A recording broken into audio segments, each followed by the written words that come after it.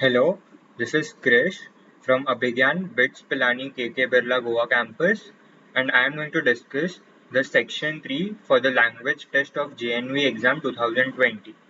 Directions. There are 4 passages in this section. Each passage is followed by 5 questions. Read each passage carefully and answer the questions that follow. For each question, 4 probable answers as A, B, C and D are given. Only one of these is correct. Choose the correct answer and darken the circle in the OMR sheet against the number corresponding the question. तो मैं दो तरीके से चारों passage discuss करूंगा। पहले तरीके में हम पहले पैसेज पढ़ेंगे और फिर क्वेश्चंस अटेम्प्ट करेंगे, और दूसरे तरीके में हम पहले क्वेश्चंस देख लेंगे एक बार और फिर पैसेज पढ़ के उन्हें अटेम्प्ट करने का ट्राई करेंगे। तो ये पहला तरीका है जिसमें हम पहले पैसेज पढ़ेंगे। Travelling is both recreational and educative. It has always been regarded as an important part of education. In Europe, a young man is considered fully educated only when he has traveled through many countries of Europe. In ancient India also, our sages understood the great value of traveling. They made it a pious duty to visit various pilgrim centers situated in different parts of India. This encouraged the feeling of oneness among Indians. अब पहला question करेंगे। It is important to dash if anyone wants to get real education.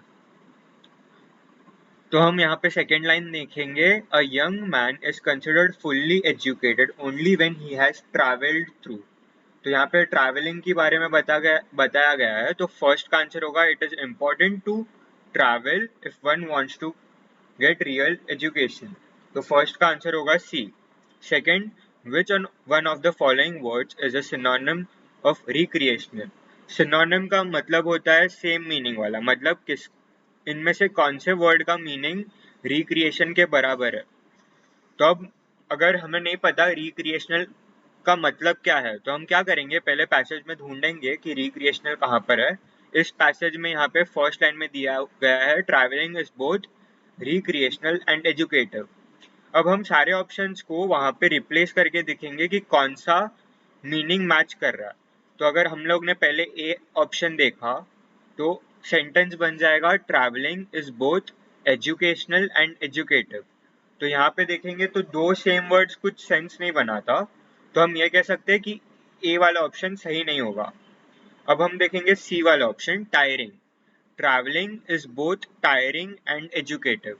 अब ये तो सही है कि travelling tiring हो सकता है, लेकिन अगर हम पूरा पैसेज पढ़ेंगे तो यहाँ पे ट्रैवलिंग की क्या खासियत है वो बताया गया है। तो यहाँ पे कोई नेगेटिव क्वालिटी ट्रैवलिंग के डिस्कस नहीं की गई है, तो सी आंसर भी गलत होगा। अब अगर हम देखेंगे डी साइट सीइंग।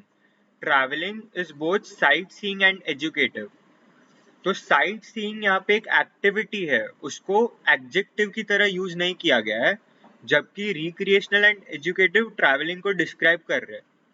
सो डी भी नहीं होगा आंसर। अब हम देखेंगे thrilling B option. Travelling is both thrilling and educative. अच्छा, तो अब थ्रिलिंग का मतलब होता है जिसमें हम एंजॉय करते हैं, जिसमें हमें मजा आता है। तो travelling is both thrilling and educative, ये सही है क्योंकि ट्रैवलिंग करने में मजा तो आता ही है। तो सेकंड वाले का सही आंसर होगा बी थ्रिलिंग। अब थर्ड वाला, visiting the dash centres was considered Holi in ancient India. देखो अब यहाँ पे सेकेंड लास्ट लाइन में दिया गया है they made it a pious duty to visit various pilgrim centres, और यहाँ पूछा भी गया है विच सेंटर्स, तो और ऑप्शन में बी पिलग्रिम दिया गया है। तो यहाँ पे तो सीधा स्ट्रेट फॉरवर्ड सा है, सिर्फ पैसेज ध्यान से पढ़ो कि कौन से सेंटर्स के बारे में बताया गया, और यहाँ पे पिलग्रिम सेंटर्स सीधे से दिया हुआ है। तो थर्ड का बी पिलग्रिम। अब fourth, people have a feeling of oneness with others if they dash a lot. अब लास्ट लाइन हम वापस पढ़ते हैं, this encouraged the feeling of oneness among Indians. अब यहाँ पे this क्या है ये हमें ढूंढना है। तो यहाँ पे उसके पहले वाली लाइन पढ़ेंगे, they made it a pious duty to visit various pilgrim centers. तो यहाँ पे विजिट करना जो एक्टिविटी है उसके बारे में बताया गया, और विजिट करना यानी ट्रैवल करना होता है एक तरीके से, क्योंकि ये पूरा पैसेज ही ट्रैवलिंग पे दिया गया है। तो फोर्थ का आंसर हो जाएगा ए, ट्रैवल। अब fifth, a says is a person who is. अब सेज क्या है, मान लो तुम्हें पता नहीं है, बट सेज का मीनिंग होता है सेंट या साधु। बट मान लेते कि मुझे पहले से पता नहीं है, तो अब हम ढूंढेंगे कि यहाँ पे पैरा में सेज दिया गया, तो दिया कहाँ पर है। तो वो दिया गया है थर्ड लाइन पे, यहाँ पे, or sages understood the great value of travelling. तो अभी सेजेस में हमने जैसे क्वेश्चन 2 में किया था वैसे ही रिप्लेस करके देखेंगे। Or learned person understood the great value of travelling, or smart person understood the great value of travelling, or free person understood the great value of travelling, और आर विकेड पर्सन। तो यहाँ पे देखेंगे तो smart person को value समझ, travelling के value specifically समझने का कोई सेंस नहीं बनता, तो बी ऑप्शन गलत है। फिर फ्री पर्सन भी ट्रैवलिंग की वैल्यू समझेगा, इसका भी कोई मतलब नहीं बनता, तो सी भी गलत है। और विकेड पर्सन, विकेड एक नेगेटिव क्वालिटी है, मतलब वो किसी की खासियत या अच्छी क्वालिटी नहीं बता रहा, तो wicked is a negative word, so वो भी गलत आंसर है।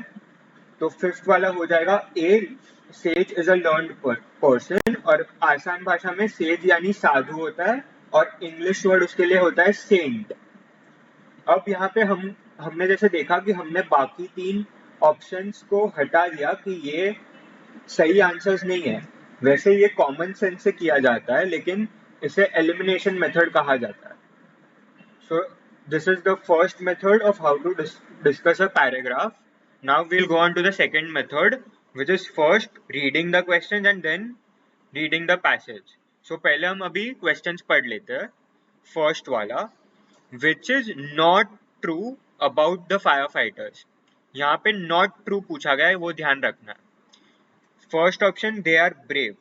अब हमें पता है फायर फाइटर्स वो होते हैं जो आग लगती है तो उसे बुझाने में मदद करते हैं, तो they have to be brave क्योंकि उनको आग से लड़ना है, ये हमें जनरल पता है कि ऐसा फायर फाइटर की ये क्वालिटी होती है, तो ये सही होगा. फिर B option, they often put their lives in danger, मतलब इसका मतलब होता है वो अपनी जान को खतरे में डालते हैं. See, they never put their lives in danger, मतलब वो लोग कभी अपनी जान खतरे में नहीं डालते. और D, they are highly trained, मतलब वो स्पेशली कैसे लड़ते हैं उसकी तैयारी करते हैं. तो अब हम देखेंगे विच इज नॉट ट्रू. और बी और सी ऑप्शन अगर हमने जब पढ़ा तो ये पता चल रहा है कि ये दोनों एग्जैक्टली उल्टे, मतलब एग्जैक्टली ऑपोजिट ऑप्शंस है. तो इन दो में से कोई एक को तो करेक्ट होना ही है, ये हमें बिना पैसेज पढ़े पता चल रहा है. तो ये एक एडवांटेज है दूसरी तरह से पैसेज सॉल्व करने का. सब अब फायर से लड़ते तो लाइफ तो रिस्क में डालते ही है, सो सही होगा, मतलब they often put their lives in danger is a true sentence, और हमें पूछा गया which is not true. So C वाला option, they never put their lives in danger, is the correct answer. So first का answer हो जाएगा C. अब second, a fire fighter has to prepare to extinguish a fire in, options दिए गए minutes, hours, days और weeks.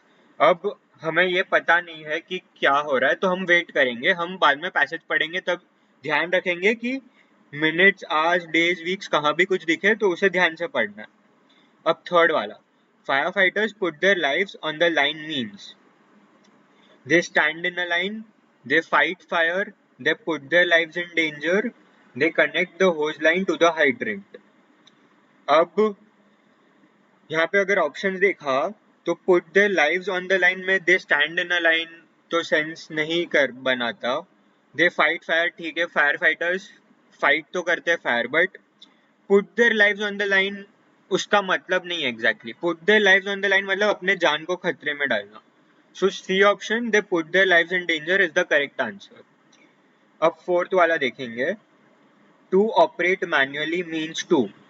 Operate manually का मतलब होता है खुद से काम करना. तो बी ऑप्शन देखेंगे, वर्क विद देयर हैंड्स, मतलब ये हुआ कि खुद से करना काम. सो बी ऑप्शन करेक्ट होगा, work with their hands.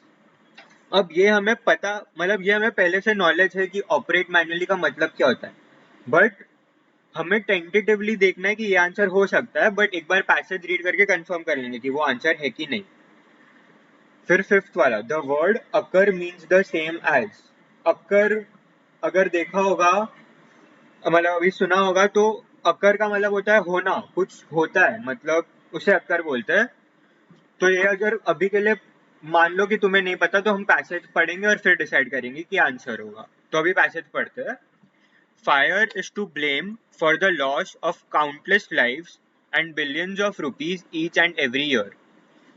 Firefighters help protect people and their property from injury and damage. They put their lives on the line every time they respond to a call. ठीक है, यहाँ पे अभी देखो, they put their lives on the line दिखा, और हमारे पास उसके रिलेटेड एक क्वेश्चन भी था। तो they put their lives on the line every time they respond to a call, मतलब जब भी उन्हें बुलाया जाता है आग बुझाने के लिए, तब वो क्या करते हैं? तो एवरी टाइम, मतलब हर बार ही उन लोग को अपनी जान खतरे में डालते हैं। तो थर्ड का आंसर होगा C, they put their lives in danger, confirmed, क्योंकि अब हमने पैसेज भी पढ़ लिया। तो अब जाके उसे मार्क करना है आंसर शीट में। फिर आगे पढ़ेंगे, while on duty fighters must be ready to respond in a matter of minutes to. देखो, अब हमने यहाँ पे मिनट्स देखा और हमें ये भी याद है कि हमारे क्वेश्चन में मिनट्स था। तो अब हम वापस पढ़ेंगे एक बार, a fire fighter has to prepare to extinguish a fire in to respond in a matter of minutes. तो अब सेकंड वाले का हो जाएगा ए मिनट्स कंफर्म। अब आगे पढ़ते हैं पैसेज को। At every fire scene a superior fire officer takes command and directs the jobs of all the people at the scene. Some firemen connect the hose lines to the hydrants. Others manually operate the pumps. अब यहाँ पे manually operate आया तो ध्यान से पढ़ो। Manually operate the pumps to send the water to the hoses. तो अब ये कह रहे हैं कि बाकी लोग अपने हाथों से पंप को यूज करते हैं पानी भेजने के लिए। सो फोर्थ वाले का हो जाएगा वर्क विद देयर हैंड्स। फिर आगे और पढ़ेंगे passage, others the tea of fire fighters also operate ladders use to reach distances high in the air. ठीक है, अब हमारे पहले चार हो गए, सिर्फ फिफ्थ वाला अकर बाकी है। तो अब हम देखेंगे अकर कहाँ पर है। तो अकर ये रहा, in a matter of minutes to just about any disaster that may occur. कोई भी डिजास्टर जो हो, any disaster that may, मतलब होना को बोलेंगे happen, right? अकर का मतलब कम आना नहीं होता। फिर सी, अकर का मतलब कॉल बुलाना भी नहीं होता। अकर का मतलब फायर तो नहीं होता, मतलब अकर और अकर को आग नहीं बोलते। सब अकर का मतलब होगा बी हैपन। अब इसमें हम लोग ने वापस बाकी तीन ऑप्शंस को एलिमिनेट किया और सही आंसर चुना। So this is also elimination method. So now I explained you the two ways how we can solve a passage. So now it is up to you how do you want to solve a passage. अब वापस दो passages बचे हैं, मैं वो भी दोनों एक एक तरीके से बता दूंगा। So passage 3, पहले हम passage पढ़ेंगे। Hema lay on her bed, staring at the stars stuck on the ceiling of her room. She was upset as none of the clothes seemed to fit her. She wore them again one by one, but they were either too tight or too short. A cupboard full of clothes, and she could not wear any of them. She then had a bright idea. Her eyes lit up and she ran to her mother's room. Ma, I need new clothes, she said, but only after I donate all my old clothes to charity. No more amassing of clothes. Her mother smiled and hugged her. She did have a kind daughter. ठीक है, तो अब हमने passage पढ़ लिया, अब हम questions पे जाते हैं। First question, Hema lay on her bed because she, A option, was tired, B, liked looking at the stars, C, was wondering what to wear, D, was a lazy girl. तो अब हेमा ले on her bed staring at the stars, ये वो बता रहे कि उसने अपने बेड पे ले करके किया क्या, बट यहाँ पे पूछा क्या गया है कि क्यों वो अपने बेड पे ले कर रही है। तो ये दो सवाल में डिफरेंस है, उसका ध्यान रखना। और घाई घाई में like looking at the stars मत मार्क करना। So she was upset as none of the clothes seem to fit हर।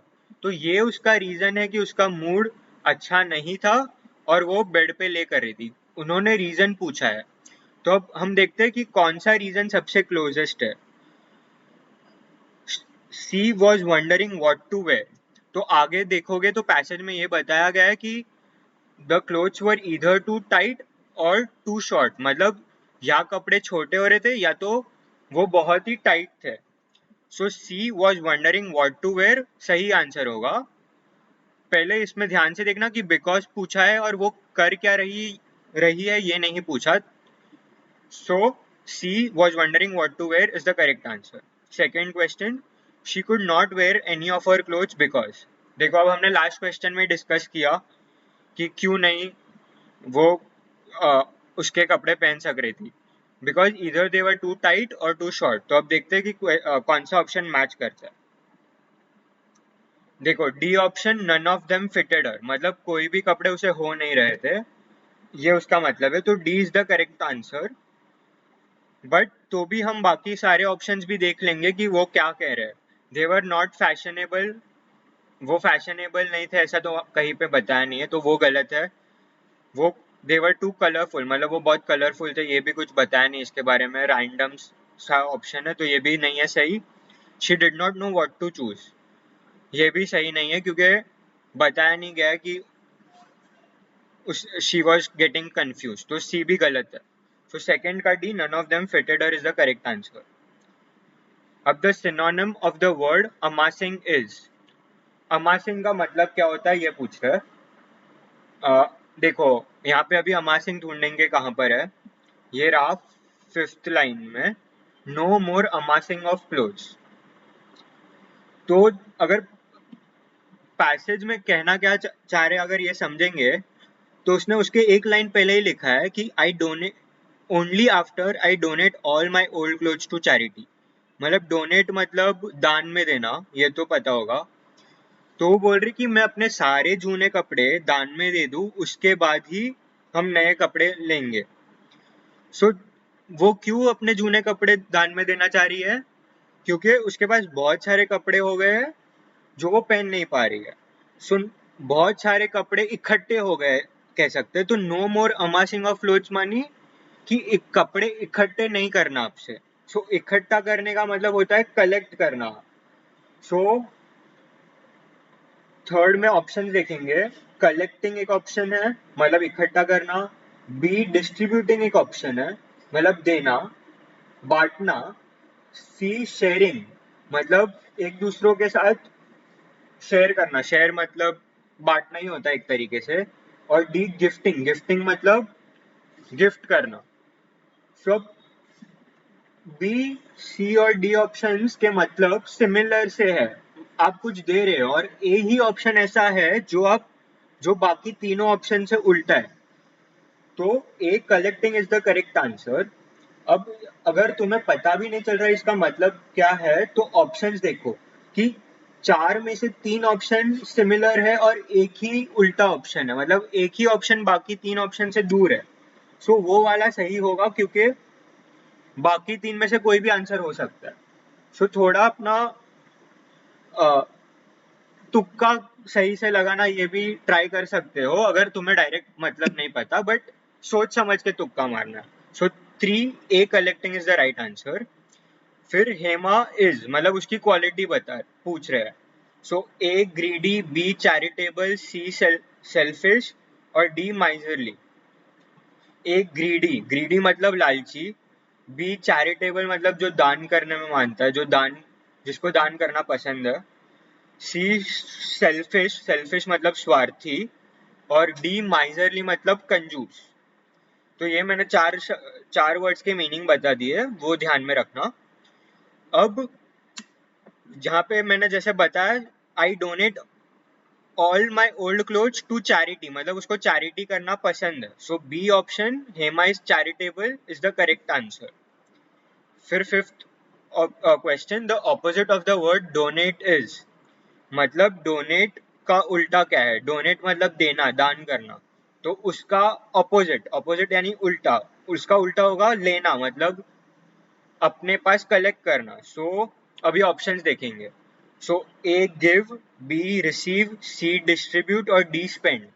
अब वापस हम पहले के लॉजिक लगाएंगे। तो मैंने क्या कहा था, 3 ऑप्शन सिमिलर है। तो यहाँ पे भी देखो, अगर नोटिस करोगे तो ए गिव मतलब देना, सी डिस्ट्रीब्यूट मतलब बांटना, डी स्पेंड मतलब खर्च करना। ये तीनों ऑप्शन सिमिलर है, यानी कि तुम दे रहे हो और खुद के पास नहीं रख रहे। बट एक ही ऑप्शन बी रिसीव, रिसीव मतलब मिलना, वो बाकी तीनों से उल्टा है। B receive is the correct answer. और डोनेट का मतलब देना, which is same as, donate का उल्टा लेना, which is same as receive. Fifth का answer B receive. Now we move on to passage 4। अब इसमें हम पहले क्वेश्चंस पढ़ेंगे और फिर आंसर और फिर पैसेज पढ़ेंगे। फर्स्ट क्वेश्चन पढ़ूंगा मैं। The main focus of the passage is to tell us the advantages of. देखो, अब पूछे कि पैसेज का मतलब पैसेज में कहना क्या चाह रहा है, और हमने तो पैसेज पढ़ा ही नहीं है, तो ये क्वेश्चन हम छोड़ देंगे अभी के लिए। बट ऑप्शन एक बार ध्यान रखना। Keeping fit, cycling, exercising, reducing weight. अभी सेकंड वाला, when the writer says cycling is good for the environment, which of the following is not correct, मतलब कौन सा ऑप्शन सही नहीं है। And cycling is good for the environment, environment मतलब वातावरण बोल सकते हैं। इट डज नॉट, इट मतलब यहाँ पे साइकिलिंग की बात हो रही है, तो हम इट के जगह साइकिलिंग ही पढ़ेंगे। Cycling does not emit any unhealthy gas. अभी एमिट का मतलब होता है बाहर निकलना, तो साइकिलिंग से अनहेल्दी गैस बाहर नहीं निकलती। ये तो सही है कि साइकिलिंग से कोई गैस बाहर नहीं आती। फिर it can be run without petrol और डीजल, साइकिलिंग पेट्रोल और डीजल के बिना हो सकती है, हाँ ये भी सही है। फिर it does not pollute air, ठीक है ये भी सही है, क्योंकि कोई गैस नहीं निकल रहा है, ना पेट्रोल ना डीजल खर्च हो रहा है, तो वातावरण मतलब एयर में भी कुछ धुआं नहीं हो रहा, ये भी सही है। It can be ridden by all age groups. अब देखोगे कि ये वाला सेंटेंस भी सही तो है कि साइकिलिंग कोई भी कर सकता है, बच्चों से लेकर बड़े भी कर सकते हैं, बट क्या इसका वातावरण के साथ कुछ रिलेशन है? तो नहीं है ना, मतलब कोई एज और वातावरण का क्या रिलेशन। डी वाला option, it can be ridden by all age groups, ये गलत होगा, मतलब इसका वातावरण के साथ कोई लेना देना नहीं है, और उन्होंने यही पूछा है कि क्या गलत है। D will be your correct answer, it can be ridden by all age groups. तो अब देखोगे तो इस मेथड का फायदा ये है कि तुमने पैसेज रीड भी नहीं किया तो भी तुमसे एक क्वेश्चन सवाल ऐसे ही हो गया। ठीक है, अब थर्ड पे जाते हैं। The word which means the opposite of the word sedentary is. अभी सेडेंट्री क्या है तुम्हें नहीं पता, तो अभी बाद में हम पैसेज पढ़ेंगे तब देखेंगे, बट एक बार ऑप्शंस देख लो। देखो, ए ऑप्शन होता है एक्टिव, बी ऑप्शन है लेजी, सी ऑप्शन है इनएक्टिव और डी ऑप्शन है डेस्क बाउंड। तो अब मैंने क्या कहा था कि 3 ऑप्शन सिमिलर होंगे और एक उल्टा होगा। तो देखो, बी ऑप्शन लेजी मतलब जो आलस करता है, सी मतलब इनएक्टिव, इनएक्टिव मतलब जो स्फूर्तिला नहीं है, तो वो भी लेजी का बराबर ही हुआ। ठीक है, सी ऑप्शन और बी ऑप्शन एक जैसे हुए। और डी डेस्क बाउंड, चलो डेस्क बाउंड देखो, एक दिखने में तो ऐसा विचित्र सा वर्ड लग रहा है, बट कामली सोचते हैं। डेस्क और बाउंड ये 2 शब्दों से मिलाया गया है, तो डेस्क बोलेंगे तो हम जहां पर बैठते हैं, और बाउंड मतलब तुम उससे उसकी लिमिटेशन है, मतलब तुम डेस्क से लिमिट हो गए हो, ऐसा समझ सकते हैं। तो डेस्क देखा तो बैठने से कुछ उसका रिलेशन लग रहा है तुम्हें, ऐसा एक तुक्का मार सकते हो, क्योंकि डेस्क का मतलब तो तुम्हें पता है। तो देखोगे तो बी, सी और डी सिमिलर है, तो ए आंसर होने का बहुत ही हाई चांस है। तो एक्टिव अभी के लिए तुक्का मार सकते हैं, बट और मुझे अभी पता है कि सेडेंट्री का मतलब क्या होता है। सेडेंट्री मतलब सिटिंग वर्क, जो बैठ के काम किया जाता है, तो उसका ऑपोजिट होगा जो हलचल जिसमें होती है, जिसमें स्फूर्ति दिखानी होती है, which is same as active. So third का ए आंसर एक्टिव है। तो यहाँ पे देखोगे कि तुम्हें मतलब नहीं पता था तो भी तुम अपना अनुमान लगा सकते हो अगर तुम्हें ऑप्शंस के मतलब पता हो तो ये एक बात ध्यान रखना, पैनिक मत करना कि तुम्हें पता नहीं है कि सेडेंट्री का मतलब क्या है। अब फोर्थ वाला देखेंगे, a low impact exercise is one which is A not tiring, not B not costly, C not efficient, D not boring. चलो ठीक है, इसका आइडिया नहीं है, हम छोड़ देंगे, अभी बाद में पैसेज पढ़ के देखते हैं। बट ध्यान रखो लो इम्पैक्ट का मतलब पूछा है। अभी fifth, regular cycling helps us in all of the following except, मतलब रेगुलर साइकिलिंग किस में हेल्प करती है, एक्सेप्ट मतलब उसको छोड़ के, reduce fat and strengthen muscles. ठीक है, साइकिलिंग से तुम्हारी एक्सरसाइज ही होती है एक तरीके से, तो उससे अपना फैट और मसल स्ट्रांग होता है, तो ये सही है। कंबाइन फन विथ वर्क, ठीक है चलो, अब हमें इसका थोड़ा डाउटफुल लग रहा है, इसको रहने देते। सी प्रिवेंट सीरियस एक्सीडेंट्स, साइकिलिंग से एक्सीडेंट्स कम होते हैं, हाँ जी हाँ, ये तो बिल्कुल सही है, क्योंकि साइकिल की स्पीड स्लो होती है तो जो एक्सीडेंट होते भी होंगे तो वो इतने सीरियस नहीं होंगे कि किसी की जान नहीं जाती, बस छोटी मोटी चोट आ सकती है। सो सी वाला सही है। और डी रिमेन हेल्दी, साइकिलिंग से तुम हेल्दी मतलब सेहत अपनी मेंटेन कर सकते हो, तो हाँ वो भी सही है। सो अभी B option combine fun with work वापस देखते हैं। तुम काम करने जाते हो, उसमें तुम्हें मजा आता है, ऐसा उसका कुछ मतलब हो सकता है, मतलब अपने काम में मजा आता है, बट उसका साइकिलिंग से कुछ लेना देना नहीं है, तो फिफ्थ का बी ऑप्शन भी गलत है, मतलब वही सही आंसर है। सो फिफ्थ का आंसर होगा B combine fun with work. तो अब इसमें हमने देखा, तो अपने सेकंड, थर्ड और फिफ्थ क्वेश्चंस बिना पैसेज पढ़े हो गए। सो ये एक एडवांटेज है इस मेथड का। अब हम पैसेज पढ़ते हैं। अब हम थोड़ा फास्ट पढ़ेंगे क्योंकि हमें मालूम है ऊपर ऊपर से कि क्या बता रहे हैं।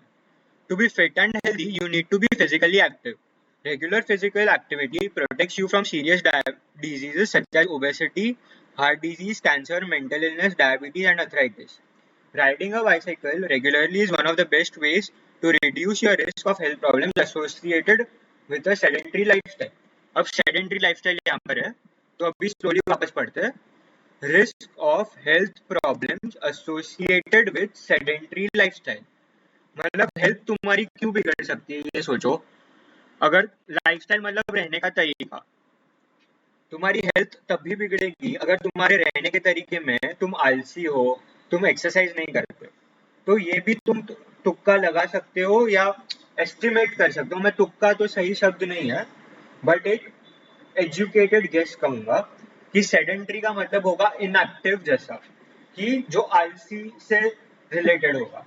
वही हमने सोचा था जब पहले हमने सॉल्व किया था पैसेज, तो थर्ड का आंसर ए एक्टिव सही होगा। अब आगे पढ़ेंगे। Cycling is a healthy low impact exercise, देखो लो इम्पैक्ट यहाँ पर है और हमारा क्वेश्चन लो इम्पैक्ट के रिलेटेड था, तो वापस पढ़ते slowly. Cycling is a healthy, low-impact exercise that can be enjoyed by people of all ages, from young children to older adults. Low impact that can be enjoyed मतलब ये कह रहे हैं कि तुम बहुत ज्यादा थक नहीं जाओगे कि बूढ़े लोग उसे कर नहीं सकते, मतलब वो बोल रहे कि इतनी थकान नहीं होगी। लो इम्पैक्ट का यहाँ पर मतलब हो रहा है इतनी थकान नहीं होगी, और सारे ही लोग मतलब बूढ़े भी उसे राइड कर सकते हैं अगर पूरा सेंटेंस एक साथ पढ़े। तो अब ऑप्शंस देखते हैं फोर्थ वाले का। A not tiring, B not costly, C not efficient और डी नॉट बोरिंग। तो अब हम ऑप्शन से ये तो पता कर ही सकते हैं कि नॉट कॉस्टली और नॉट बोरिंग तो आंसर नहीं ही होंगे, क्योंकि यहाँ पे किधर खर्चे के बारे में हमने किधर पढ़ा ही नहीं है, और इम्पैक्ट मतलब बोलेंगे कि प्रभाव, तो अब खर्च का प्रभाव अपने सेहत से कहीं उसका लेना देना नहीं है। सो नॉट कॉस्टली और नॉट बोरिंग, बोरिंग मतलब ये तो सबकी चॉइस है तो जनरलाइज नहीं कर सकते, तो बी और डी तो गलत ही है। अब हमें चूज करना है ए और सी के बीच में। नॉट एफिशिएंट, एफिशिएंट का मतलब होता है प्रोडक्टिव, यानी कि